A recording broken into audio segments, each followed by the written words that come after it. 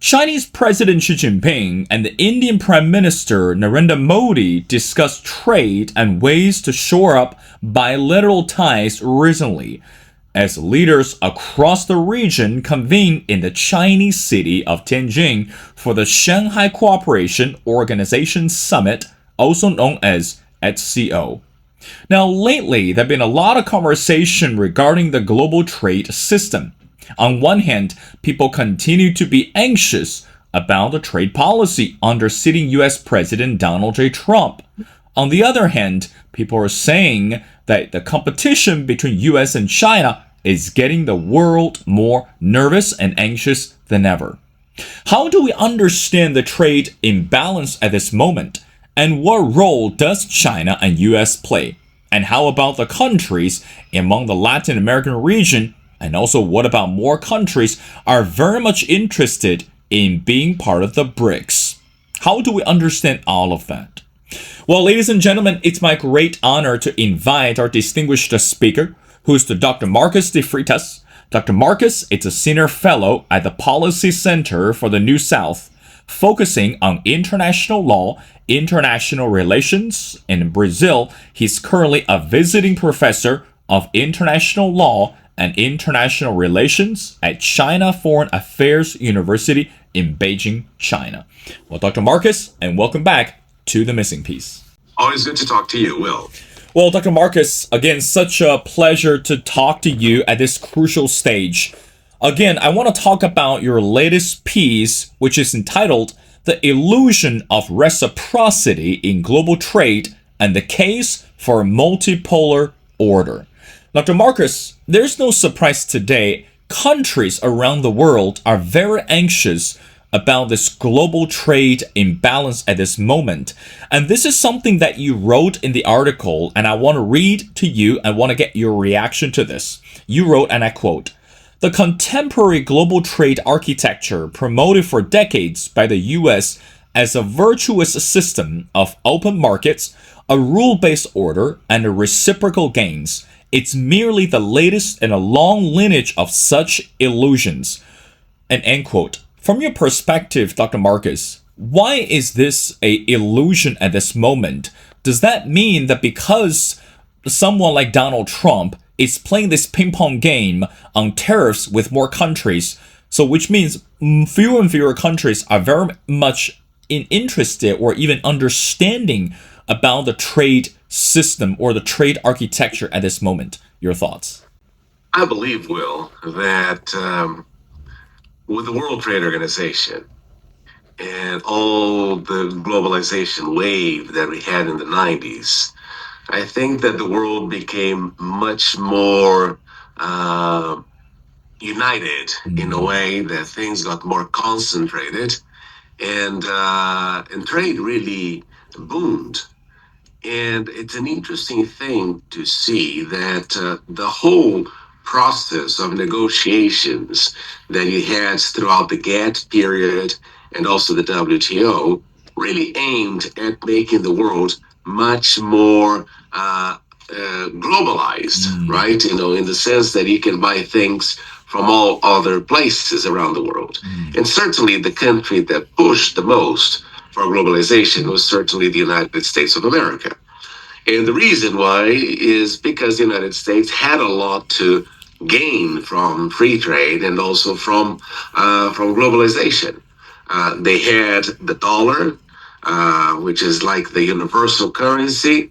They had the language. They had the internet skills. They had the internet development. Everything favored the United States to be the great beneficiary of globalization. Now, it turned out that the Americans realized as time went by that they were losing that field. And they were losing that field to China and other players. And their participation in global trade really diminished in the sense that they were not the main beneficiaries of this global wave. And certainly it was a great thing for the whole world because all of a sudden you have access to cheaper goods produced in China or elsewhere. And the Americans realized little by little that they were not competitive in this new trade order, and they felt as a result of that that it was time for them to contain it.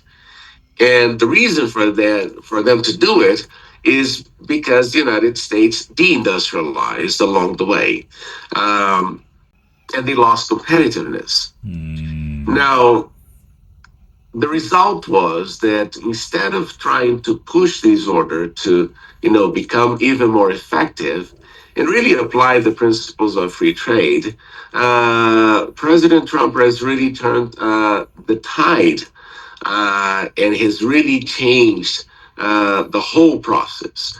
And the reason he has done that is the allegation that the Americans have lost their capacity to compete. Then he's trying to attract the companies back to the U.S., but it comes with the allegation that the world is taking advantage of the U.S. Well, it turns out that they were the ones that built this global system. And when the global system did not perform as they wanted, they decided to pull the plug. And and that really showed that the whole process that the Americans were building along the way really had only one goal, which was to benefit the United States exclusively and the remainder of the world just a little tiny bit. And when they started losing that, then the narrative that everybody was taking advantage of them came along. Dr. Marcus, I want to go back to, you mentioned the role of the U.S. Of course, when we talk about the trade relationship, this is something that you also touch on in your article that you wrote specifically. Trade today is no longer a vehicle for mutual prosperity, but an instrument of extraction and control. Now, we understand, again, Donald Trump, as much as that we try not to bring this person into our conversation, but in reality, that Donald Trump started with this Make America Great Again principle, and on this trade relationship specifically targeted the countries are so-called not treating America fairly. So that's why he continued to roll out the tariffs and roll out the threat to the countries and hoping that the businesses or the benefits, especially the investment, and could return to the US. But meanwhile, let's talk about China, let's talk about India, let's talk about the countries such as Iran. Those countries are still very much concerned about this relationship. So, Dr. Marcus, from your perspective, how can we ensure that today, with someone like Donald Trump, with the policy under Donald Trump, we still can see this mutual prosperity? Is it still even possible today? Because at the end of the day, no country would like to be left behind. Every single country is aiming for its own prosperity, and that generates global wealth. So is it still possible to see the mutual prosperity? If so, how do we understand and how do we ensure that? Your thoughts? The challenge that Trump has is his own belief that he needs to bring industry back to the United States and manufacturing back to the United States. But this genie is out of the bottle, meaning everybody else, when having the opportunity to develop themselves and grow less dependent on other countries, will always pursue that policy. And they always try to find where they are competitive and where they can, become a major disruptor in certain areas, because that will give them an advantage. Now, the problem with the argument that Trump has is that he always portrays the United States in the losing end, and he affirms that trade is a zero-sum game. Well, when he does that, he basically does not take into consideration that there are things that the United States will not be capable of producing. And because of, you go back to history, and the economists are going to tell you about the idea that of comparative advantage, right? So that's the essence of trade. You complement each other.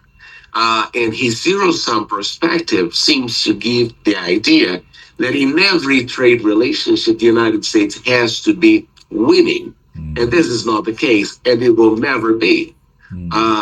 So that is why he is basically trying to destroy the system in a way that he's building, trying to, put the United States at the center and try to force everybody to follow his command. Basically, becoming like Rome in the past, that tries to establish a tributary system in which everybody has to pay for the lack of competitiveness of the United States. And that is a problem. And I'm sure that everyone else in the world, China, India, Brazil, South Africa, the BRICS countries, has understood that. And one factor that is also important is that the world has evolved more. The U.S. used to be the most important trading country in the world. It no longer is the truth.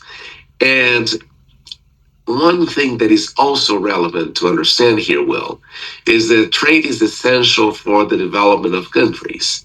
If you look into what the World Bank says, they state that when it comes to development and growth, the machine for the world, the country that is pushing the world into new development levels is not the United States. It's actually China. Because of the trade relationships that China has established. And with trade, you can use the money for other things and for development of countries. So what he has done is that he's basically tearing down the system because the United States is not competitive in that system. And not only by tearing down the system because of lack of competitiveness, he's also trying to push American mismanagement of the American economy. He's trying to get more countries to transfer money to the United States. So you're seeing a process of wealth transfer from the countries, because the idea is that, when you impose a tariff, it's your consumer that will pay for that. So basically, we could say, the Americans are the ones paying for that. But the American companies will always push the suppliers to lower their prices. So you're seeing a push for wealth transfer from the countries that have a relationship with the United States to the U.S. And this is what we call really unfair trade. Dr. Marcus, if I can, again, I am no historian, but if I can borrow a quote from the former British Prime Minister Winston Churchill, he once said, "America always knows how to make the best decision after exhausting all the possibilities." Of course, that when we talk about the global trade system, again, you briefly touch on the nations, Brazil, and also the BRICS nations. But meanwhile, specifically, I want to talk about the nations of Global South. And recently, there's an article came out and strongly advocate why the Global South nations should not give up on US and China.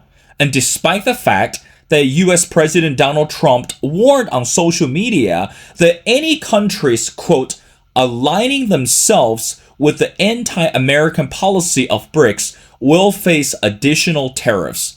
So, Dr. Marcus, at this moment, as I mentioned before, BRICS nations are crucial as, the Prime Minister of India, Narendra Modi, met up with a Chinese leader recently. And also we're looking at, the leaders from Brazil and also from Russia also attending the big event in Beijing, in China. But there are more countries are still interested in being part of BRICS. For example, Argentina or Iran. So Dr. Marcus, from your perspective, how should those nations react to Donald Trump's reaction on social media to say any countries with the anti-American policy of BRICS will face additional tariffs? Should those countries be careful about what they're doing, or they should continue to watch the steps as the trade system roll out? What do you think of that?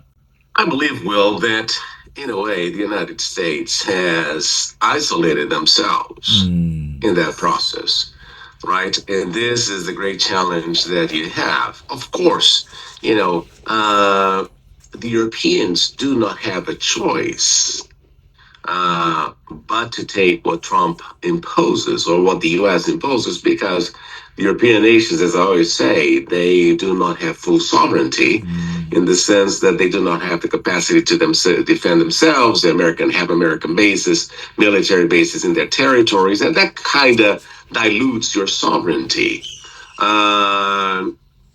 So you cannot rely on the Europeans for that. And you also have those countries that will always have a relationship with the United States, sometimes because of fear of China. If you look into South Korea and Japan, for instance. So those are players that what we call the West, right, in a way, are going to be siding with the United States no matter what they do, because they have no choice. But the global South, the ones that are being affected by these measures, that do not have such an intensive or have an intense relationship with the United States, but they're not, they can benefit from other relationships. Of course, they're going to look into other alternatives. And if you look into the G7, for instance, which has been around for a long time, the G7 only had two expansions, one to include Canada and the other one to include Russia, and then to take Russia out. And the system that you have set up by the U.S. and what we call the so-called West is very, exclusive in the sense that they do not bring in new participants. Now here comes BRICS. And that's what I like about BRICS, and that's something that we should understand, because BRICS is, first of all, really open, in the sense that BRICS is Latin American, BRICS is Eurasian, BRICS is European, BRICS is African. You have a diversity in BRICS that you do not find in other international economic organizations. You don't find that in the G7. The G7 is a very monolithic block, while the BRICS is open. And that is really what fascinates, and what fascinates those who are willing to become part of it, in the sense that they feel, first of all, that they're participating in an organization that is much more open, an organization that is really being responsible for reconfiguring the global order. And of course, if you are always excluded and you see this opportunity to participate in this new design, of course, you have an interest. Of course, and this interest will grow because, believe it or not, BRICS is the one defending multipolarity. BRICS is the bloc that is defending more diversity. BRICS is the one that is defending, a more inclusive global order, which is basically what the whole liberal order set up after 1945 was supposed to reflect. So here we see that BRICS is bringing a more consistent message and approach to globalization. BRICS is the one that is really pushing for globalization to remain, because we have this concept of a shared humanity with, shared benefits and shared wealth. And so that is why this message really finds its music to the ears of many countries around the world. Dr. Marcus, I have two more questions before letting you go. Now, let's talk about another crucial region of the world, which is the Middle East. Again, based on the report that the US remains the top regional security actor, but China it's now the largest trading partner, especially for the Gulf. Again, we know that since the war of Ukraine broke out, most of us around the world are very concerned about the resources that are coming out of the Middle East. And of course, this is one of the hotspots. The competition arises between US and China and many other more countries. But people are very worried that today not only we're facing multilateralism, but also we are facing this in what they called increasing regional polarization and division. So, Dr. Marcus, from your perspective, what role do you think that China plays when we look at this regional polarization, not only in the US, but also on this economic spectrum? Do you think that China is able to handle the pressure from the US toward the Middle East, or perhaps even the countries in the Middle East? They're questioning the methodology out of China. What do you say to that? Let us divide your question into two. Um, let's look into the political aspect. And when we look into the political aspect, you have to realize that no matter what happens in the Middle East, or no matter what happens in American politics, the United States is always going to support Israel, right? And Israel is, represents the American presence in the Middle East and the American influence in the Middle East. And with Netanyahu in power, you have observed that he has this expansionary vision of the Middle East with Israel at the center. The preemptive attack on Iran, affirming that Iran was developing nuclear weapons, really sounded like the United States attacking Iraq under the premises that Iraq had weapons of mass destruction that were never found. And so it's the same thing with Iran. And so I think there is, this issue of countries in the Middle East being weary of this position of the United States in constant support of Israel, particularly after the genocide that we are observing in Gaza. So you see, it's an issue that is a problem for the Americans, this constant support in the process, in a situation that is very damaging for the reputation of the United States. So here you go. The political aspect is there, and unfortunately, it doesn't seem to change. You see the votes in the United Nations Security Council, and the United States does not oppose anything, does not support anything that goes against Israel, and it's really damaging the reputation of the U.S. in the region. And then we go to the economic factor. Now, the United States does get a lot of benefit from the fact that oil is a dollar denominated commodity, right? Whenever you put gas in your car, your country needs to generate dollars because the oil sector is dollar denominated. Now, what we see is that little steady and slowly but surely, the Chinese are changing that perspective.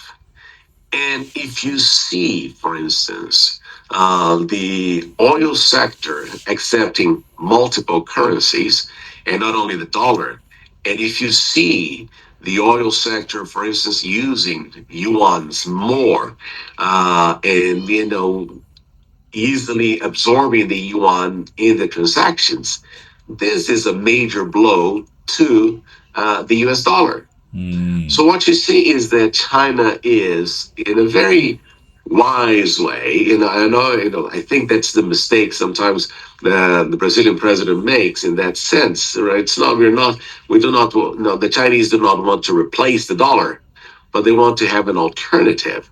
And I think that if you look into the electricity market, if you look into this steady movement that China is making towards using the yuan or the RMB in these transactions, you do see that is deteriorating the presence and the power of the United States in the region. So that's what we have to take into consideration. The reputational damage that Netanyahu has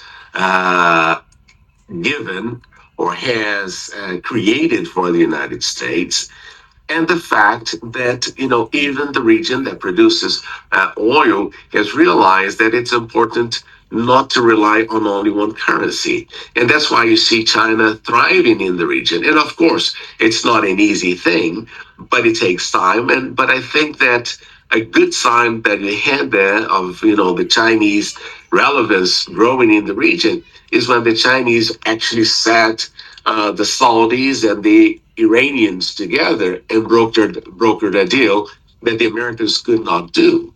So you see that the dynamics of the region of the Middle East is really changing. Well, Dr. Marcus, I want to wrap up our conversation by going back to what I mentioned at the beginning. That recently, the Indian Prime Minister Narendra Modi had an in-depth and meaningful, engaging conversation with the Chinese leader. Now, came out of the Chinese perspective regarding the crucial relationship between the two countries. And I want to read something to you, want to get to a last reaction. China and India are two ancient civilizations in the East. We're the world's two most populous countries, and we're also important members of the global South. We should both shoulder the historical responsibility of improving the well-being of our two peoples, promoting solidarity, and rejuvenation of developing countries. End quote.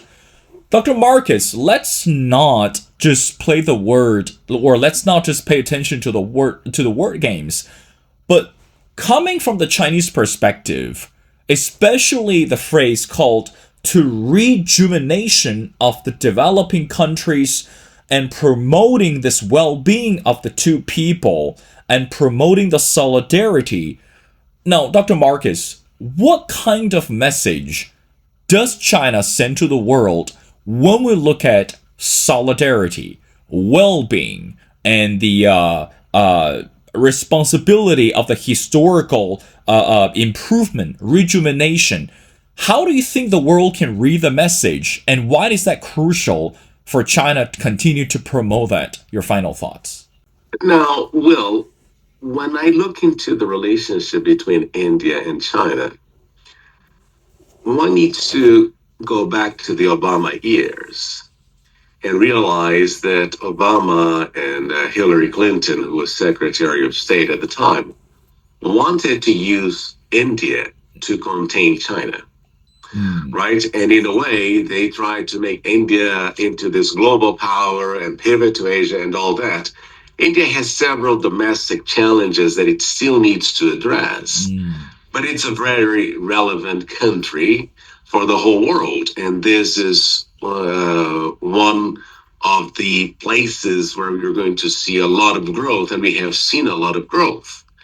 But what you saw is that somehow this pivot to Asia, this Indo-Pacific strategy, really wanted to use India as a container or an important element to contain China in its process of global growth and global expansion in relevance. So the Americans were trying to use that. But it turned out that Trump, with the 50% tax, really basically destroyed this whole idea for the Indian government. Because the Indians finally saw that the United States was perceiving them also as a problem and not as part of their solution, and as part of, not really a partner in containing China. So I think the presence of President Modi, of the presence of Modi there, was very important because he conveyed the message that China and India are not enemies. They Mm. may have their differences, but they are not enemies, and one should not pivot against the other, because if both were to enter a war or anything like that, it would be a proxy war between the United States and China, and would make no sense. Mm. So I think that's a good sign that we have evolved in that way. Mm. And that's why I like the word rejuvenation that you mentioned, because if you are not rejuvenating, uh, when you rejuvenate, that means you are going to get rid of some of the old ideas, some of the old dilemmas that you had. And certainly, many of these old dilemmas, many of these old problems, can be used to justify certain positions and certain things and certain movements. And I think that when you're talking about rejuvenation, basically what you're saying is that, you need to get rid of the old Mm. things that are not helping you move ahead. And certainly, there could be problems between China and India in the past.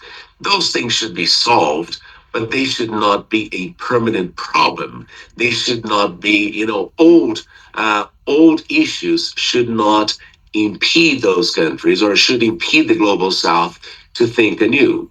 So I think that's one of my favorite things about the word rejuvenation. Get rid of the old, get rid of the old problems or old ideas, and move towards something that is greater. And I think that's the whole message that you see behind the text that you just read.